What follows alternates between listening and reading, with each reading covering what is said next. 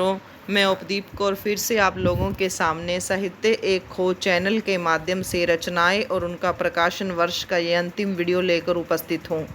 1952 और इसमें 53 के उपन्यासों को मैंने पेश किया है। प्रेत बोलते हैं उपन्यास राजेंद्र यादव ने लिखा था 1952 में। प्रेत बोलते उपन्यास राजेंद्र यादव 1952। आप इसको स्ट्रिक से याद करो। राजेंद्र यादव कहते हैं कि 52 प्रेत बोलते हैं। राजेंद्र यादव कहते हैं कि 52 प्रेत बोलते हैं। अपने आप से क्वेश्चन पुट करो, कितने प्रेत बोलते हैं? राजेंद्र यादव के घर में 52 प्रेत बोलते हैं। अगला है नंबर 2 सूरज का 7वां घोड़ा उपन्यास 1952, डॉक्टर धर्मवीर भारती। सूरज का 7वां घोड़ा उपन्यास डॉक्टर धर्मवीर भारती 1952। और डॉक्टर धर्मवीर भारती का जन्म 1926 में हुआ था। 7वां घोड़ा की जगह पर आप याद करो सूरज का 52वां घोड़ा डॉक्टर धर्मवीर भारती। सूरज का कौन सा घोड़ा? 52वां घोड़ा अकॉर्डिंग टू धर्मवीर भारती। और डॉक्टर धर्मवीर भारती का जन्म 1926 में हुआ था। डॉक्टर धर्मवीर भारती के जन्म वर्ष को मैंने इस ट्रिक से याद किया कि डॉक्टर धर्मवीर भारती पर 26 का केस बना। ये सिर्फ एक ट्रिक है, इसका डॉक्टर धर्मवीर भारती से कोई संबंध नहीं है। अगला जो है रशिमरथी खंड। रशिमरथी खंड काव्य 1952 रामधारी सिंह दिनकर के द्वारा लिखा गया। रामधारी सिंह दिनकर को अधैर्य और सूर्य का कवि भी कहा जाता है। और रामधारी सिंह दिनकर का जन्म 1908 में हुआ था। इससे पहले मैं आपको बता चुकी हूँ महादेवी वर्मा का जन्म 1907, हरिवंश राय बच्चन 1907, हजारी प्रसाद द्विवेदी का जन्म 1907। रशिमरथी का अगर आपसे काव्य रूप पूछा जाए, वहाँ पर 4 ऑप्शन होंगे। रशिमरथी खंड काव्य है, महाकाव्य है, या फिर कुछ भी पूछ सकते हैं। तो आपका आंसर होगा रशिमरथी एक खंड काव्य है 1952 रामधारी सिंह दिनकर कृत। अगला हमारा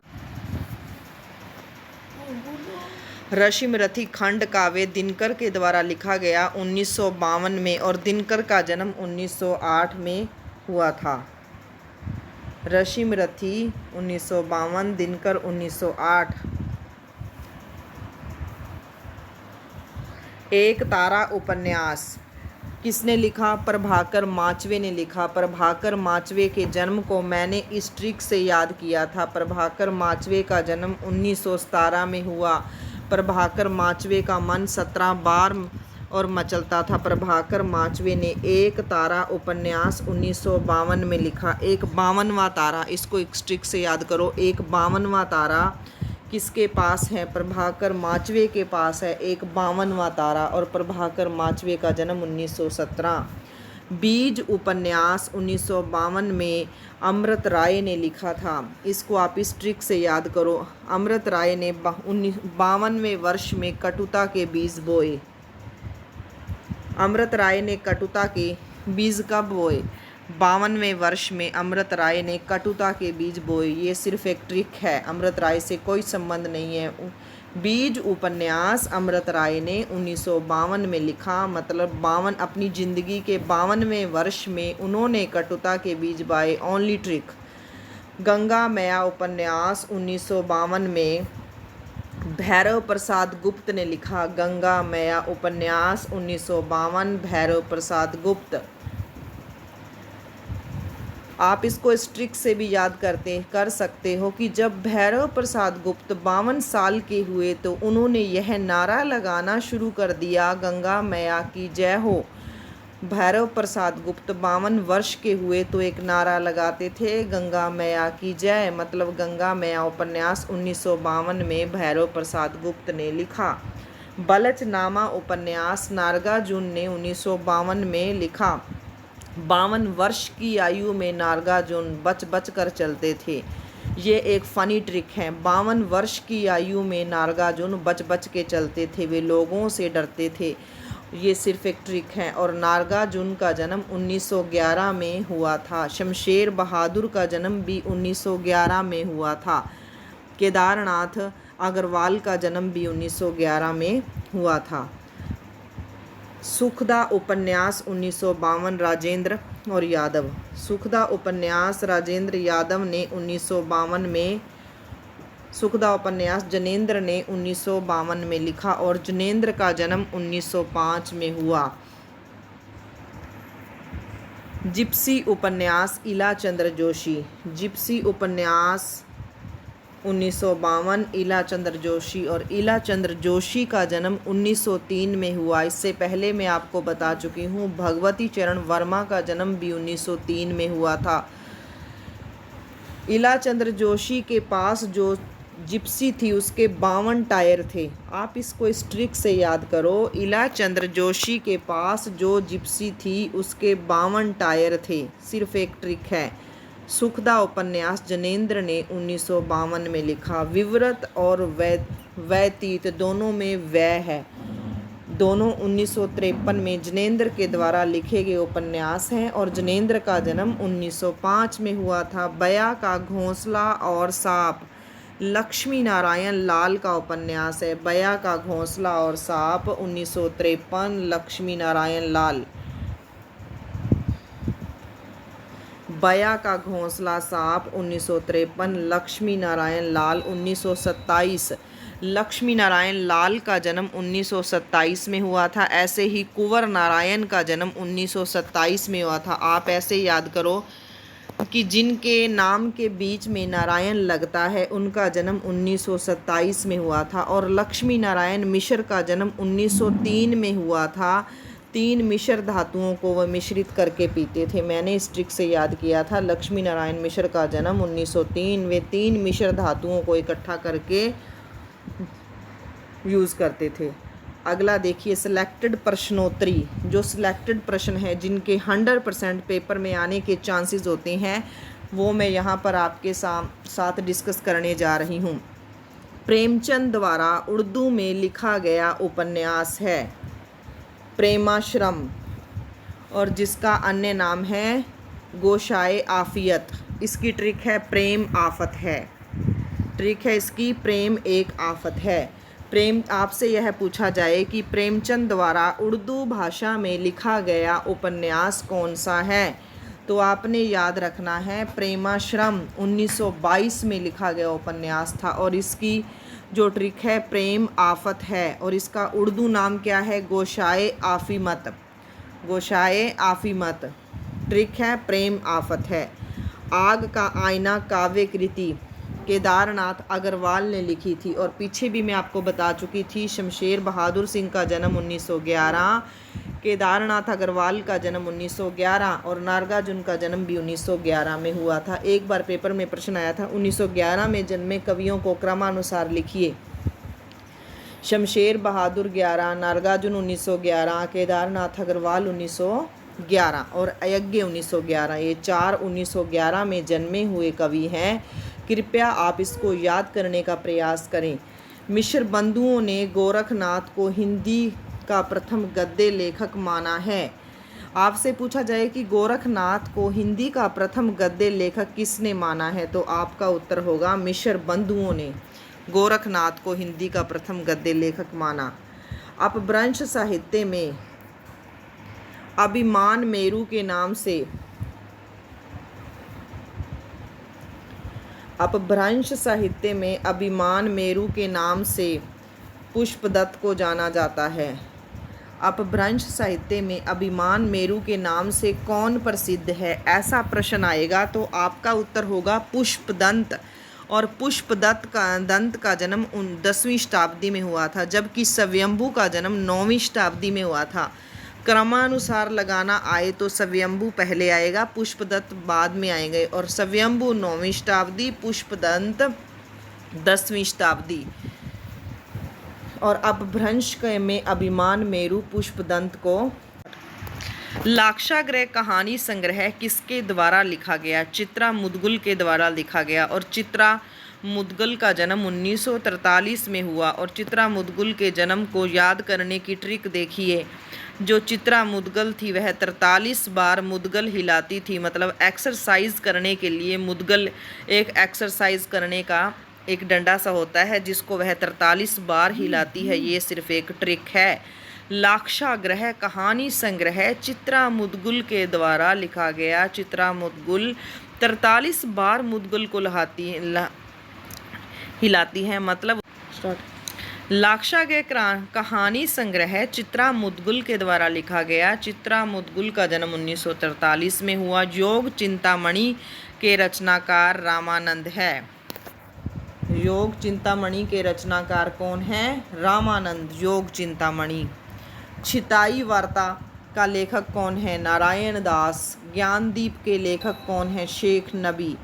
योग चिंतामणि कई बार पेपर में आ चुका है, पीसीटी टीजीटी के एग्ज़ाम में। योग चिंतामणि के रचनाकार रामानंद। छिताई वार्ता नारायण दास और योग चिंतामणि रामानंद। और ज्ञानदीप शेख नबी। विश्नोई संप्रदाय के संस्थापक कौन थे? और जम्बनाथ। विश्नोई संप्रदाय के संस्थापक थे जम्बनाथ। आपसे पूछा जाए विश्नोई संप्रदाय के संस्थापक कौन है तो आपका उत्तर होगा जम्बनाथ। ज्ञानदीप रचना किसकी है? शेख नबी की। जो शेख जी थे उनको बड़ा ज्ञान था, ये एक ट्रिक है। छिताई वार्ता नारायण छिताई वार्ता करते रहते थे। वार्ता होता है बातचीत। रामाव्रत संप्रदाय रामानंद। रामाव्रत संप्रदाय के प्रवर्तक रामानंद थे। रामानंद में रा और रामाव्रत में रा। कबीर परचई के रचयिता अनंत दास। ये भी कई बार कॉम्पिटिटिव एग्जाम में आया हुआ है। कबीर परचई के रचयिता अनंत दास है। जोई जोई पिंडे सोई ब्रह्मंडे पंक्ति किसकी है? गोरखनाथ की है। ये भी कई बार एग्ज़ाम में आई हुई मोस्ट रिपीटेड पंक्ति है ये। संत रैदास का जन्म 1388 में काशी में हुआ था और कबीर का जन्म संत रैदास से 10 साल बाद 1398 में हुआ था। कबीर का जन्म पूछा जाए तो 1398 में। कबीर का जन्म भी काशी में हुआ था और कबीर की मृत्यु मगहर में हुई थी। ऐसे ही संत रैदास का जन्म भी काशी में हुआ था। कबीर और संत रैदास दोनों का जन्म काशी में हुआ, लेकिन कबीर की मृत्यु मगहर में हुई। कबीर का जन्म 1398 में हुआ, जबकि संत रैदास का जन्म कबीर से 10 साल पहले 1388 में हुआ। आप इस बात को क्रमानुसार लगाना आए तो आपने रैदास पहले लिखना है और कबीर को बाद में लिखना है। कबीर 1398 है, रैदास 1388 है। संत सिंगा का जन्म खजूरी में हुआ था। कबीर के गुरु कौन है? रामानंद। और तुलसीदास के गुरु हैं नरहरिनंद। कबीर के गुरु रामानंद, तुलसी के गुरु नरहरिदास, मीरा के गुरु रैदास, उस्मान के गुरु हाजी बाबा। कई बार गुरु और शिष्य परंपरा में से भी प्रश्न पूछे जाते हैं। कबीर के गुरु रामानंद। लाल पसीना उपन्यास किसका है? अभिमन्यु अनंत का। ये भी पेपर में आया हुआ क्वेश्चन है। लाल पसीना उपन्यास का लेखक कौन है? अभिमन्यु अनंत। लाल पसीना किसको आता था? अभिमन्यु अनंत को आता था। आप बीती आत्मकथा किसकी है? भाई परमानंद की है। भाई परमानंद ने आप बीती आत्मकथा लिखी। भाई परमानंद आप बीती सुनाते थे सबको। राह बीती यात्रा वृतांत किसका है? राह बीती यात्रा वृतांत यशपाल। और यशपाल का जन्म भी 1903 में हुआ था, इला चंद्र जोशी की तरह। यशपाल का जन्म 1903, इला चंद्र जोशी 1903, यशपाल 1903 और भगवती चरण वर्मा 1903। राह बीती यात्रा वृतांत यशपाल का है। आप बीती आत्मकथा भाई परमानंद की है। मंगुली की टिकुली कहानी संग्रह भैरव प्रसाद गुप्त का है। मंगुली की टिकुली कहानी संग्रह भैरव प्रसाद गुप्त। मंगली की टिकुली कहानी संग्रह भैरव प्रसाद गुप्त। सबसे बड़ा सिपहिया के रचनाकार कौन है? वीरेंद्र जैन सबसे बड़े सिपाही थे। बिहारी सतसई में कितने दोहे हैं? 719 दोहे। कई बार कई जगह पर 716 भी दिए होते हैं। जहाँ पर 716 दिया होगा वहाँ ऑप्शन में 719 आपको नहीं मिलेगा, लेकिन करेक्ट आंसर है वह है 719। नंगा कहानी संग्रह किसका है? संजय का है। रिद्धि और सिद्धि निबंध किसका है? गोपाल राम गहमरी। रिद्धि और सिद्धि प्राप्त करना चाहते थे। रिद्धि सिद्धि कौन प्राप्त करना चाहता था? गोपाल राम गहमरी। कुछ उथले कुछ गहरे निबंध किसका है? गुलाब राय का है। और बाबू गुलाब राय का जन्म 1888 में हुआ था। गुलाब राय का जन्म 1888।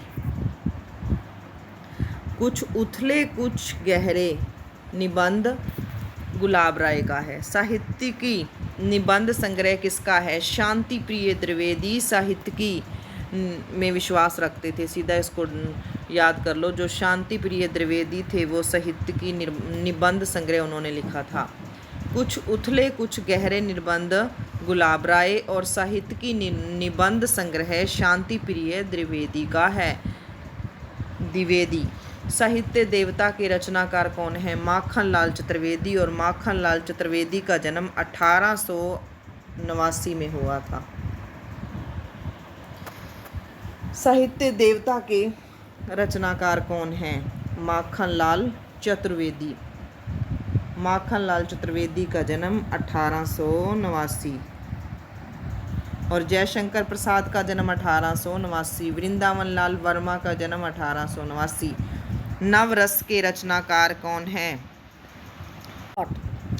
नवरस के रचनाकार गुलाब राय।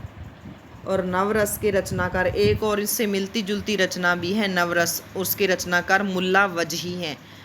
जहाँ पर मुल्ला वजही ऑप्शन में होगा वहाँ गुलाब राय नहीं दिया होगा। एक नवरस रचना के रचनाकार मुल्ला वजही है, दूसरी नवरस रचना के रचनाकार गुलाब राय हैं।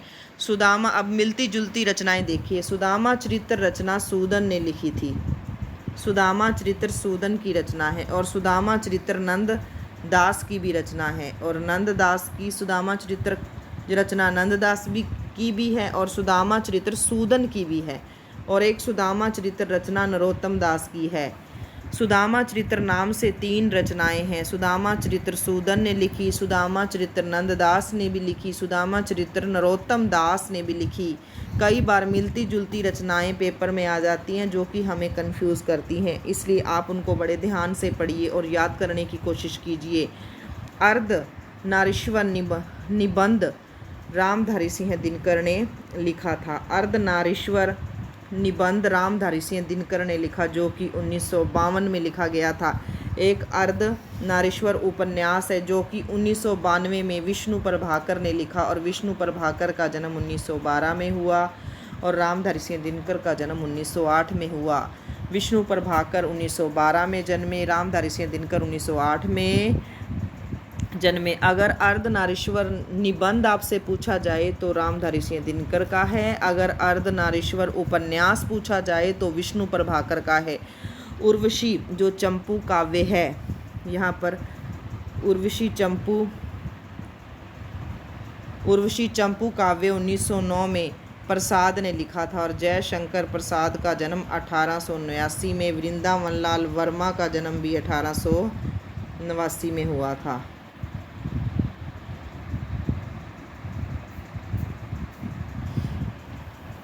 जयशंकर प्रसाद 1889, वृंदावन लाल वर्मा 1889, माखन लाल चतुर्वेदी 1889। उर्वशी चंपू काव्य जयशंकर प्रसाद ने 1909 में और लिखा था। उर्वशी चंपू काव्य 1909 जयशंकर प्रसाद। उर्वशी महाकाव्य रामधारी सिंह दिनकर ने 1961 में लिखा था। उर्वशी महाकाव्य किसने लिखा? रामधारी सिंह दिनकर ने 1961 में। आज के वीडियो को हम यही समाप्त करते हैं। यदि मेरा प्रयास आपको सराहनीय लगा तो कृपया मेरे चैनल को लाइक, सब्सक्राइब और शेयर अवश्य करें। धन्यवाद। सही।